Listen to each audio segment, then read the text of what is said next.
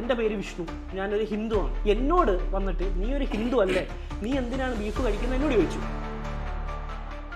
ഇത് കേട്ടിട്ട് നമ്മുടെ നാട്ടിൽ പോലും പക്കാ വർഗീയത മനസ്സിലാത്തുള്ള ആൾക്കാരാണ്. ജാതി മതവിവേചനം എന്ന് പറയുന്ന ഒരു സംഭവം കപ്പലിനകത്തുണ്ടെന്ന് പറഞ്ഞ് വിശ്വസിക്കും. നമ്മൾ ഇതിന്റെ ഇടയിൽ പോർക്ക് ഉണ്ടാക്കിയാലും ബീഫ് ഉണ്ടാക്കിയാലും പ്രശ്നമാണ് ആൾക്കാർ. അവിടെയും കപ്പലിന്റെ പ്രശ്നം. കേരള സ്റ്റോറി സംഭവം എന്ന് വെച്ചാൽ ഇപ്പൊ എല്ലാവരും അറിയാം. പക്ഷെ ഈ ഒരു കേരള സ്റ്റോറി എന്ന് പറയുന്നത് കപ്പൽ സ്റ്റോറി പോലെ ഒരുപാട് കപ്പൽ നടക്കുന്നുണ്ട്. ഇതിപ്പോ ഞാൻ ഒരു ബീഫ് ഒരു പാത്രത്തിൽ ഉണ്ടാക്കിയെന്ന് വെച്ചു, ക്യാപ്റ്റപ്പിന്റെ ഓർത്ത് തന്നെയാണെങ്കിലേ അവരൊന്ന് പറയും ഈ പാത്രം ഇനി ഇവിടെ യൂസ് ചെയ്യാൻ കടലിൽ പാത്രം വരെ യൂസ് ചെയ്യാൻ പറ്റില്ല.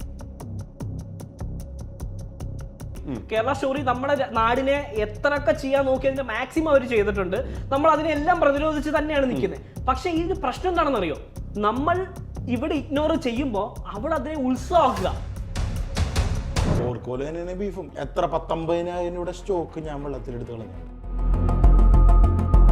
നെറ്റൊക്കെ സമയമില്ലേ, ആ ഒരു സമയത്താണ് ഞങ്ങൾ ഇപ്പൊ ജീവിക്കുന്നത്. അത് ഇപ്പോഴും നമുക്ക് കേബിൽ 1 KB/s ഇന്റർനെറ്റ് ഒക്കെയാണ് കിട്ടുന്നത്. കപ്പലിന്റെ നീളം കൂടുന്നതിനനുസരിച്ച് ഈ റോളിങ്ങിന് എഫക്ട് കുറഞ്ഞു വരും. പക്ഷെ അതിനുശേഷം ഞാൻ ചെറിയ കപ്പലുകൾ ചെയ്തു. ഒരു ദിവസം കടല് ചെറിയ രീതിയിലൊന്ന് കുലുങ്ങിയാൽ തന്നെ ഈ കപ്പൽ ഇതിന്റെ കൂടി ഇങ്ങനെ ഓടി കളിക്കും. ഞാൻ റൊമാനിയയിലേക്ക് പോകുന്ന വഴിക്കാണ് ഈ ബേ ഓഫ് ബിസ്കറ്റ് ക്രോസ് ചെയ്തത്. അത് ഭയങ്കര ഡേഞ്ചറസ് ആയിട്ടുള്ള സ്ഥലമാണ്. ലാഡേഴ്സ് ഒക്കെ കയറുന്ന ലാഡറുകളൊക്കെ അടിച്ച് വളഞ്ഞു പോയി കടലിൽ ഉള്ളിൽ കയറിയിട്ട്. പക്ഷെ ഇപ്പൊ നീങ്ങുന്നില്ല.